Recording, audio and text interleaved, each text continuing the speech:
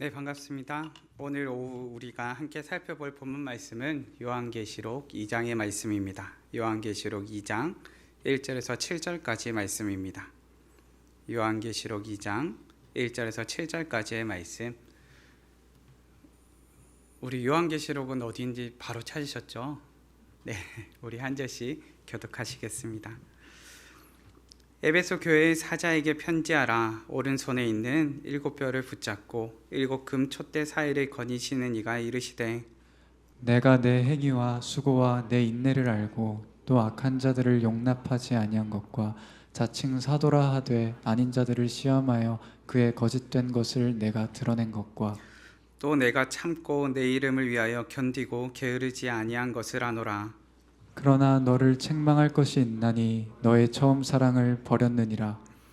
그러므로 어디서 떨어졌는지를 생각하고 회개하여 처음 행위를 가지라. 만일 그리하지 아니하고 회개하지 아니하면 내가 내게 가서 내 촛대를 그 자리에서 옮기리라. 오직 내게 이것이 있으니 내가 니골라당의 행위를 미워하는도다. 나도 이것을 미워하노라. 함께 봉독하시겠습니다. 귀 있는 자는 성령이 교회들에게 하시는 말씀을 들을지어다. 이기는 그에게는 내가 하나님의 낙원에 있는 생명나무의 열매를 주어 먹게 하리라. 아멘. 오늘의 본문 말씀을 통하여서 처음 사랑을 회복하라는 제목으로 말씀을 나누고자 합니다. 우리 성도님들께서는 하나님과의 관계 가운데 있어서 처음 사랑을 경험해 보셨습니까? 목사님, 저는 처음 사랑이 언제인지 기억이 잘 나지 않습니다. 혹시 그런 생각이 드시나요? 사실 우리가 일상적으로 살아오면서 혹시 처음 사랑을 경험해봤니? 라고 이야기를 한다면 학창시절을 많이 떠올릴 것 같습니다. 학창시절에, 그리고 어린 시절에 내가 조금 더 순수했던 시절에 경험했던 그 사랑을 많이 생각하고 추억하기도 합니다. 하나님과의 관계 가운데서 누리는 처음 사랑이란 무엇입니까? 사실 하나님의 놀라우신 사랑이 깨달아지고 또한 그 사랑 가운데 감격과 감사를 경험하는 순간입니다. 또한 그 하나님의 사랑 때문에 바로 예수 그리스도의 주 되심이 깨달아지고 내가 얼마만큼 처절한 죄인이었는지가 깨달아지는 시간입니다. 그저 하나님을 알고 예수님을 좋아하는 사람이었던 내가 이제는 그 사랑이 깨달아짐으로 말미암아 나의 삶을 전부 드리는 제자가 되는 순간이 바로 처음 사랑을 깨닫고 처음 사랑을 경험하는 순간입니다. 나의 일부가 아니라 나의 삶을 전부 드리는 순간, 내가 누구인지, 나를 사랑하시는 그 주님의 사랑이 얼마만큼 뜨겁고 놀라운지를 깨닫게 되는 순간이 바로 처음 사랑을 경험하는 순간입니다. 그렇게 처음 사랑을 경험한 사람은 이전과 똑같을 수가 없습니다. 우리가 뜨거운 불을 손에 들고 있는데 뜨거운 불을 손에 든 채 가만히 있을 수 있겠습니까? 없겠지요. 만약 내 손에 뜨거운 것이 들린다면 어떻게 하겠습니까? 우리는 바로 뜨거워 하면서 손을 떼버릴 것입니다. 그런데 하나님의 사랑이 깨달아지고 그 사랑을 경험하는데 가만히 있을 수가 있겠습니까? 아니요. 우리는 그 하나님의 사랑을 알기 전과는 비교할 수 없을 정도로 달라진 삶을 살게 될 것입니다. 왜냐하면 이전에는 지식적으로 그리스도의 사랑을 알았고 지식적으로 하나님을 아는 사람이었다면 이제는 전인격적으로 나의 삶의 모든 것으로 하나님을 아는 사람, 하나님을 경험한 사람이 되었기 때문입니다. 그렇게 알기 전에 나와 알고 난 후에 나는 같을 수가 없습니다. 모를 때의 나와 알고 난 후에 나는 도무지 같을 수가 없습니다. 오늘의 본문 말씀 가운데는 특별히 처음 사랑에 관한 말씀이 담겨 있습니다. 사도행전 19장 말씀을 살펴보시면 바울이 에베소 교회에서 사역했던 사역의 장면이 나옵니다. 그리고 오늘의 본문 말씀에서 에베소 교회를 향하여서 말씀하시면서 칭찬과 함께 무엇을 말씀하십니까? 책망의 말씀을 주시는데요. 그 책망의 말씀 가운데 담긴 것이 무엇입니까? 내가 처음 사랑을 버렸느니라 말씀하십니다. 본문을 통해 우리는 처음 사랑을 회복하기 위해 본문이 우리에게 가르쳐주는 지혜가 무엇인지를 살펴보기를 원합니다. 처음 사랑을 회복하기 위해 본문이 우리에게 가르쳐주는 지혜는 무엇입니까? 첫째는 어디서 떨어졌는지를 생각하라입니다. 본문 5절 말씀입니다. 그러므로 어디서 떨어졌는지를 생각하고 회개하여 처음 행위를 가지라. 만일 그리하지 아니하고 회개하지 아니하면 내가 내게 가서 내 촛대를 그 자리에서 옮기리라. 아멘. 믿음의 성도님들, 본문은 우리에게 어디서 떨어졌는지를 생각하라 말씀해 줍니다. 이 말을 다르게 표현한다면 삶의 어디에서부터 자신을 죄로 내던졌는지를 생각하라는 것입니다. 어디서부터 내던졌는지, 삶으로 들어가서 어디서부터 나의 삶 가운데 죄가 들어왔는지, 어디서부터 나의 삶을 죄로 내던졌는지를 살펴보라는 것입니다.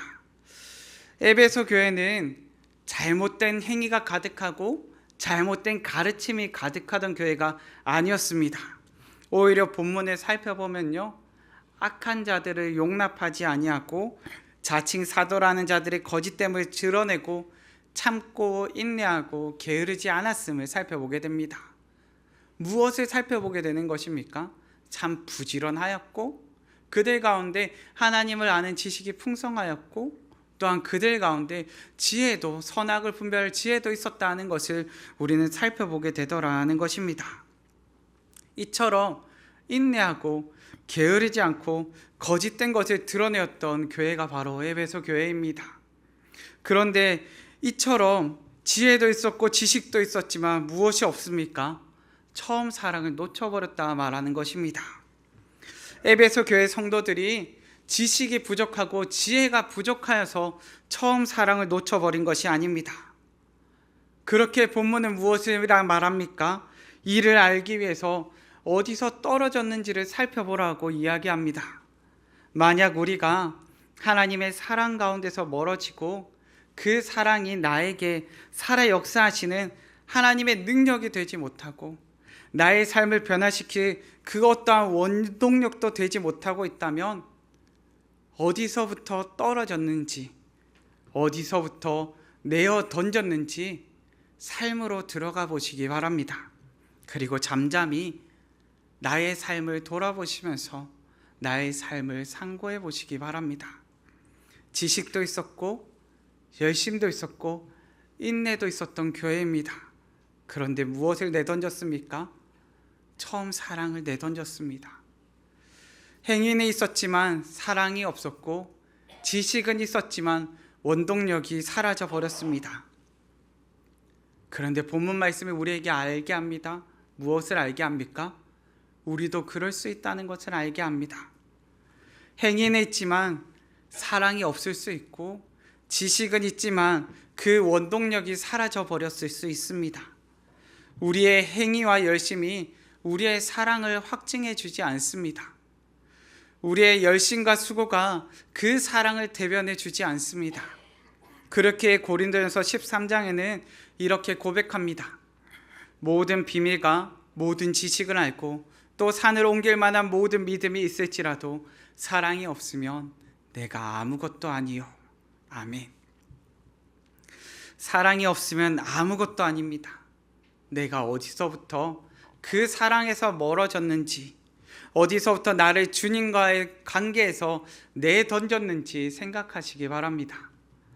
내가 어디서부터 주님과의 사랑에서 멀어졌는지를 점검해 보시고 내가 어디서부터 언제부터 주님과의 관계 가운데 무감각해졌는지를 꼭 점검하시기 바랍니다.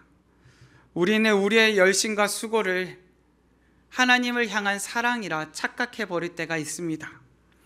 나의 삶을 변화시키고 오늘의 나를 움직이는 삶의 원동력은 무엇입니까?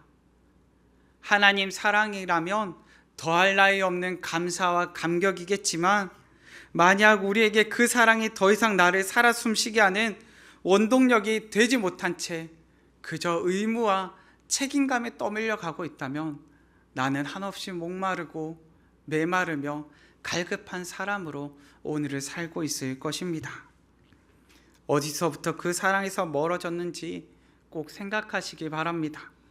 우리는 의무감으로 순종하는 것이 아니요 그 사랑 때문에 순종하는 것이며, 우리는 공허함으로 살아가는 것이 아니라 그 사랑 때문에 사는 것이기 때문입니다. 믿음의 성도님들, 어디서 떨어졌는지를 생각하시기 바랍니다. 처음 사랑을 회복하기 위해 본문은 무엇을 가르쳐 줍니까?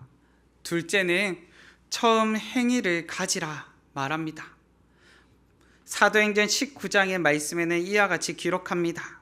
두려워하며 주 예수의 이름을 높이고 믿은 사람들이 많이 와서 자복하여 행한 일을 알리며 이와 같이 주의 말씀이 힘이 있어 흥왕하여 세력을 얻으니라. 아멘. 사도행전 19장에는 바울이 에베소에서 복음을 증거하고 그 가운데 있었던 에베소 교회의 처음 행위의 모습들을 기록하고 있습니다. 이들의 모습이 어떻습니까? 주 예수의 이름을 높이고 자복하고 있음을 살펴보게 됩니다. 에베소 교회 가운데서, 에베소 가운데서 두란노 서원에서 날마다 복음을 증거하고 간증하고 가르쳤습니다. 그 결과 이들의 삶은 새로워졌습니다. 에베소에 있던 수많은 사람들이 예수의 이름을 높였고, 또한 그 가운데 자복하며 회개하며 자신들의 행한 일, 부끄러운 일, 참혹하였던 일들을 고백하였습니다. 그리고 이 일로 말미암아 자신이 가지고 있던 부끄러운 물건들을 가지고 달려나와서 그것을 불살라 버렸습니다. 내가 이전과 같은 제약된 행위로 돌이키지 않겠다고 자신이 가지고 있던 잘못된 행위의 물건들을 갖다 버렸다는 것입니다. 회개가 그들 가운데 있었음을 살펴보게 됩니다. 어디서 그들이 떨어졌는지, 어디서 그들이 죄 가운데 있었는지를 살피고 깨닫게 되면서 그들은 그 모든 것을 가지고 나와서 그것들을 없애버리고 깨어버리고 회개하는 장면들을 살펴보게 됩니다. 신앙의 첫걸음이 즉각적인 회개로 나타났음을 살펴보게 됩니다. 주의 말씀이 힘이 있어 말씀대로 삶을 돌이켰습니다. 말씀으로 삶을 새롭게 하였습니다. 한 신학자는 이를 깨달음이라고 말합니다. 그리고 이 깨달음을 정의하면서 다음과 같이 정의합니다. 예수님의 심상 지도를 얻어 그분의 눈으로 세상을 보는 것을 의미한다. 예수님의 심상 지도를 얻어서 이전에 보는 것과는 전혀 다르게 세상을 보게 되었고, 예수님의 심상 지도를 얻어서 이전에 행하는 것과는 전혀 다르게 행하게 되었다 말하는 것입니다. 믿음의 성도님들, 이전과 다르게 보고 다르게 생각하였던 신앙의 첫걸음, 그 깨달음의 때를 기억하시기 바랍니다. 예수님의 심상 지도를 얻어서 가졌던 나의 처음 행위, 예수님을 본받고자 하고 예수님께로 돌이키고자 했던 그 처음 행위를 기억하시기 바랍니다. 6절에는 처음 사랑을 잃어버린 행위로 니골라 당의 행위를 미워하는도다 라고 기록하고 있습니다. 니골라 당의 행위가 무엇일까요? 우리가 신앙생활을 하면서 참 빠지기 쉬운 큰 위협 가운데 하나입니다. 바로 타협이라는 위협입니다. 이 타협이라는 위협에 빠지니까요, 어떻게 되는가 하니까 세상의 가치와 타협하여서 정결과 거룩을 드러내는 세대가 되는 것이 아니라 음란과 방종에 빠지게 됩니다. 바로 이 음란과 방종에 빠졌던 집단, 그 이단이 바로 니골라 당입니다. 오늘을 살아가는 우리에게도 이 같은 위협이 찾아옵니다. 타협이라는 위협이 찾아옵니다. 한 신학자는 이렇게 고백합니다. 이만하면 됐다는 자세는 모든 영적 성장의 치명적인 적이다. 통렬한 갈망 없이 그리스도께서 그분의 백성에게 나타나시는 일은 없을 것이다. 처음 우리가 믿음으로 살기로 결단했던 때를 기억하십니까? 처음 사랑을 경험하면서 우리는 이만하면 됐다라는 만족의 척도가 없었습니다. 왜요? 처음 사랑을 경험하니까 나의 모든 것을 다 내어드리고 나의 모든 것을 다 드리기를 원했기 때문에 나는 이만하면 되었지라는 만족의 척도를 가지지 않았었습니다. 끝없이 나를 변화시키고 새롭게 하였고 순수하게 나의 전부를 드리길 원했던 그때가 나의 처음 행위였습니다. 그런데 오늘을 살아가는 나의 삶의 모습, 주님 앞에 나의 모습은 어떻습니까? 때로는 나는 이만하면 됐지, 이 정도 했으면 꽤 잘한 거 아닐까? 나는 신앙생활을 참 잘하고 있는 것 같아 라고 하면서 스스로 만족한 채 살아가고 계시지는 않으십니까? 에베소 성도들이 타협으로 말미암아 시험에 빠지고 때로는 게으름으로, 때로는 무지함으로 나아갔음을 보게 됩니다. 그런데 믿음의 성도님들, 오늘을 살아가는 우리도 그럴 수 있습니다. 세상 가운데 타협한 채 살아갈 수가 있습니다. 시간이 지날수록 게으름과 무지함 가운데, 무감각한 가운데 나를 내어줄 수도 있습니다. 시간이 지날수록 믿음의 결단과 삶은 무뎌지고 무감각해집니다. 융통성이라 말하는 타협이 필요하겠고, 이만하면이라 말하는 타협이 필요하게 다가옵니다. 내 시간을 맞추기 위한, 나의 인생 타이밍을 위한 타협도 필요하게 다가옵니다. 그런데 본문은 우리에게 경고합니다. 처음 행위를 가지라. 만일 그리하지 아니하고 회개하지 아니하면이라고 우리 가운데 경고합니다. 우리가 처음 행위를 가지지 않고 신앙의 첫걸음으로 돌이키지 않을 것에 대해서 경고하는 것입니다. 믿음의 성도님들, 우리는 마음이 가는 곳에 몸이 간다고 배우고 익히 알고 있습니다. 그런데 저는 반대로 몸이 가는 곳에 마음이 가기도 한다고 생각을 합니다. 처음 사랑을 회복하기 위해 우리가 처음 사랑을 경험했던 자리로 돌아가시기 바랍니다. 나라는 심상지도에 갇혀있던 우리가 예수님의 심상지도를 얻었던 때, 그 얻었던 자리로 돌아가기를 바랍니다. 예수님의 심상지도로 이전과 다르게 보고 이전과 다르게 행하기를 결단했던 그 행위로 돌아가기를 간절히 바랍니다. 처음 사랑을 회복하기 위해 본문은 무엇을 가르쳐 줍니까? 마지막 셋째는 힘써 하나님을 알자. 본문 1절과 7절 말씀입니다. 에베소 교회 사자에게 편지하라. 오른손에 있는 7뼈를 붙잡고 7금 촛대 사이를 거니시는 이가 이르시되, 귀 있는 자는 성령이 교회들에게 하시는 말씀을 들을지어다. 이기는 그에게는 내가 하나님의 낙원에 있는 생명나무의 열매를 주어 먹게 하리라. 아멘. 믿음의 성도님들, 언제 어디서든 하나님을 알아보는 능력을 회복하시는 우리 성도님들 되시기를 바랍니다. 하나님께서는 우리가 의식하거나 의식하지 못하거나 한결같이 살아 역사하시는 분이십니다. 한결같이 우리가 하나님을 알아보기를 원하시고, 한결같이 우리가 하나님을 아는 자리로 나오기를 원하시는 분이십니다. 힘써 하나님을 알기를 바랍니다. 에베소 교회에 편지하며 본문은 예수님을 이와 같이 표현합니다. 오른손에 있는 7뼈를 붙잡고 7금 촛대 사이를 거니시는 이라고 표현합니다. 오른손이라는 표현은요, 권능의 손이라는 표현을 담고 있고요, 7뼈과 7금 촛대는 우리 교회를 이야기함을 살펴보게 됩니다. 그런데 여기서 예수님을 표현하며 수식하는 단어 거니시는 이라는 표현 가운데, 이 거니시는 이라는 단어는요, 조금 더 번역해서 살펴보면은 살다라는 의미를 담고 있습니다. 단순히 산책한다는 것이 아니고요, 권능의 손으로 우리 주님께서 교회를 붙드시면서 교회 가운데 거니시는데요, 그냥 거니시는 게 아니라 어떻게 하신다고요? 교회와 함께 산다라고 말씀하십니다. 우리와 함께 사는 분으로서 예수 그리스도를 가르쳐주고 계십니다. 우리가 서로 사랑을 경험한다면 사랑하는 사람과 모든 시간, 모든 순간, 모든 일들을 함께 하기를 원할 것입니다. 전화하거나 메시지를 주고받는 시간이 길어지고 함께하는 시간이 길어지기를 간절히 원하게 될 것입니다. 처음 사랑을 알고 그 사랑이 와닿아졌다면 처음부터 끝까지 함께하기를 원할 것입니다. 우리는 생각해보면 모든 사랑을 시작할 때 그 상대방에 대해서 모든 것을 다 알고 시작하지 않습니다. 모든 것을 알고 사랑을 시작하지 않습니다. 오히려 사랑을 하기 시작하면 어떻게 됩니까? 그 상대방의 모든 것을 알기를 원하게 되는 것입니다. 기쁠 때나 슬플 때나 함께하기를 원하고, 기쁠 때나 슬플 때나 그 사람의 전부를 알기 원하는 것입니다.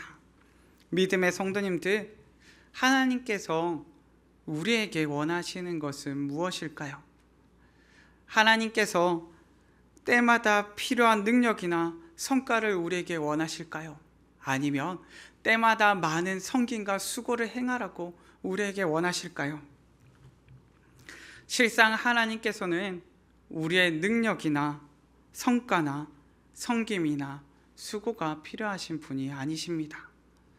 우리를 부르실 때 우리를 사랑하시는 하나님께서 무언가 아쉬운 자리가 있어서 그 아쉬운 자리를 좀 채우려고 우리를 부르시는 것이 아니십니다.